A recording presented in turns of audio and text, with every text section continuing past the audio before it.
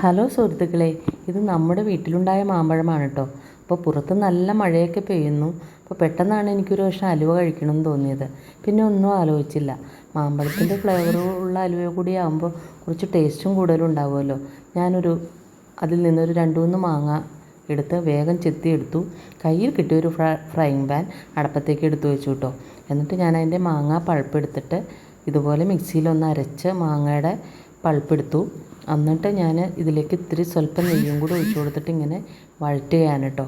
അപ്പോൾ ഇങ്ങനെ നമ്മൾ വരട്ടിക്കൊണ്ട് ഇരിക്കുക. അപ്പോൾ ഇടയ്ക്കിടയ്ക്ക് ഇത്തിരി നെയ്യ് ഒഴിച്ചു കൊടുക്കുക. അപ്പോൾ മാങ്ങ മാത്രമാകുമ്പോൾ നല്ല സോഫ്റ്റായിട്ടുള്ള അലുവയായിരിക്കും നമുക്ക് കിട്ടുന്നത്. അപ്പോൾ നമുക്ക് പിടിക്കുമ്പോൾ ചിലപ്പോൾ അതിങ്ങനെ വിട്ടൊക്കെ പോകാൻ സാധ്യതയുണ്ട്. അപ്പോൾ ഇത്തിരി കട്ടി കൂടി കിട്ടാൻ വേണ്ടി ഞാനൊരു 2 സ്പൂൺ അരിപ്പൊടി എടുത്തിട്ട് അതിൽ കുറച്ച് തേങ്ങാപ്പാൽ കൂടി ചേർത്ത് കൊടുത്തു കേട്ടോ. തേങ്ങാപ്പാൽ ചേർത്ത് കൊടുത്ത് ഇതിലേക്ക് ആഡ് ചെയ്ത് കൊടുത്തു. അപ്പോൾ നിങ്ങൾക്ക് ഇനി അരിപ്പൊടി അല്ലെങ്കിൽ അരിപ്പൊടി എന്തായാലും നമ്മുടെ വീട്ടിലുണ്ടാവും, അതല്ലെങ്കിൽ ഗോതമ്പ് പൊടിയും ഉണ്ടാവും. പിന്നെ നമുക്ക് കോൺഫ്ലവർ ആണെങ്കിലും ചേർത്ത് കൊടുക്കാം കേട്ടോ, മൈദയും ചേർത്ത് കൊടുക്കാം.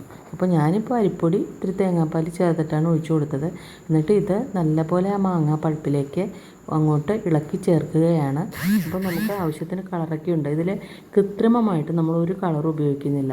പിന്നെ അത് നല്ലപോലെ മിക്സായി കഴിഞ്ഞപ്പോൾ ഞാൻ ഒരു 2 ഏലക്കായ എടുത്ത് പൊടിച്ച് അതിലേക്ക് ഇട്ട് കൊടുത്തു. അപ്പോൾ നമുക്കിത് നമ്മുടെ വീട്ടിലുണ്ടാക്കി നമുക്കൊരു അലുവയുടെ ടേസ്റ്റ്, പ്രത്യേകിച്ചും മാങ്ങയുടെ ഒരു ഫ്ലേവറിലുള്ള അലുവ കഴിക്കാനാണ് നമുക്ക്.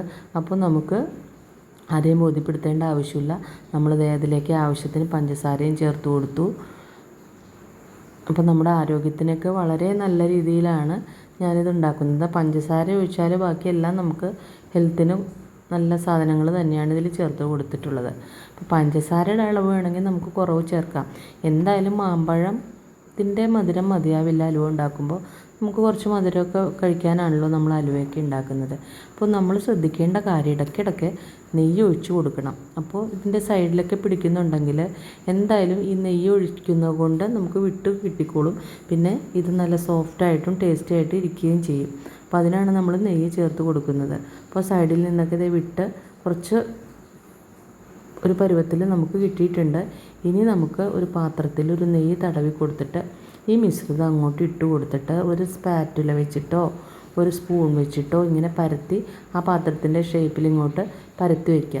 അപ്പോൾ നമുക്കിത് ആവശ്യത്തിന് കട്ടിക്ക് വേണ്ടി നമ്മൾ അരിപ്പൊടിയൊക്കെ ചേർത്തിട്ടുണ്ടല്ലോ. അപ്പോൾ നമുക്കിതിൻ്റെ ഷേപ്പിൽ അങ്ങോട്ട് പരത്തി നല്ലപോലെ ആറിയതിന് ശേഷം മാത്രം നമുക്കിത് മുറിച്ച് കഴിക്കാം. ഇതിൽ മാങ്ങയുടെ ഫ്ലേവർ തന്നെയാണ് മുന്നിൽ നിൽക്കുന്നത്. അരിപ്പൊടി നമ്മൾ അത്ര കുറച്ച് ചേർത്തിട്ടുള്ളൂ, എന്നാൽ ആവശ്യത്തിന് കട്ടിയും ഒക്കെ ഉണ്ട്, മാർദ്ദവും ഉണ്ട്. അപ്പോൾ വളരെ ടേസ്റ്റി ആയിട്ടുള്ള വളരെ ഹെൽത്ത്ഫുള്ളായിട്ടുള്ള ഒരു അലുവയാണ്. കൃത്രിമമായിട്ട് യാതൊന്നുമില്ല, ആർഭാടങ്ങളും ഇല്ല. നമുക്ക് വീട്ടിൽ കഴിക്കാനാണ്. ദിവസം ഉണ്ടാക്കി വേണമെങ്കിൽ നമുക്ക് കഴിക്കാം കേട്ടോ. ഈസി ആയിട്ട് ഒരുപാട് സമയമൊന്നും എടുക്കാണ്ട് നമുക്കിത് വീട്ടിൽ ഉണ്ടാക്കി കഴിക്കാം. പിന്നെ നിങ്ങൾക്ക് ഒരുപാട് മാമ്പഴമൊക്കെ വീട്ടിലുണ്ടാകുന്നുണ്ടെങ്കിൽ വേസ്റ്റ് ആകാതിരിക്കാനും നമുക്ക് ഇത്തരം പലഹാരങ്ങളൊക്കെ ഉണ്ടാക്കി കഴിക്കാം കേട്ടോ. അപ്പോൾ നമുക്ക് വീഡിയോകളൊക്കെ ഇഷ്ടപ്പെടുന്നുണ്ടെങ്കിൽ ഒന്ന് സപ്പോർട്ട് ചെയ്യുകയും ലൈക്ക് ചെയ്യുക വേണം കേട്ടോ.